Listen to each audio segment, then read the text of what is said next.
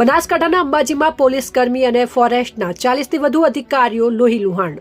બનાસકાંઠાના અંબાજી નજીક પડલિયા ગામે ફોરેસ્ટની જમીન ખાલી કરાવવાની કાર્યવાહી દરમિયાન ભારે હિંસા ભભૂકી ઉઠી હતી।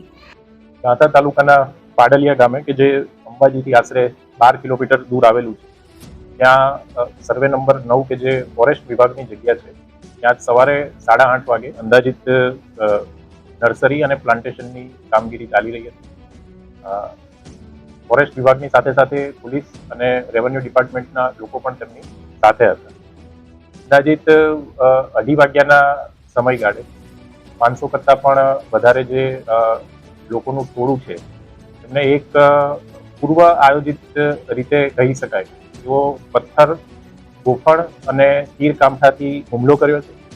આ જે હુમલો થયો એમાં ફોરેસ્ટ વિભાગ, પોલીસ વિભાગ અને રેવન્યુ એડમિનિસ્ટ્રેશનના અંદાજિત 47 જેટલા અધિકારીઓ અને કર્મચારીઓને ઈજા થવા પામી છે, જેમાંથી 45 જે આપણા અધિકારી કર્મચારીઓ હતા કે જે ઈજાગ્રસ્ત થયા હતા, તેમને અહીંયા બનાસકાંઠાના અંબાજીમાં પોલીસ કર્મી અને ફોરેસ્ટના 40થી વધુ અધિકારીઓ લોહીલુહાણ।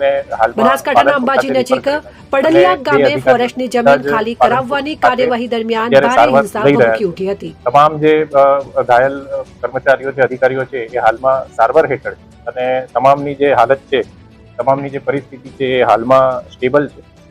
પોલીસ વિભાગ દ્વારા હાલમાં FIR જે નોંધવાની કાર્યવાહી ચાલુમાં છે અને આ સંદર્ભમાં પોલીસ વિભાગ દ્વારા કડકમાં કડક કાર્યવાહી કરવામાં આવશે।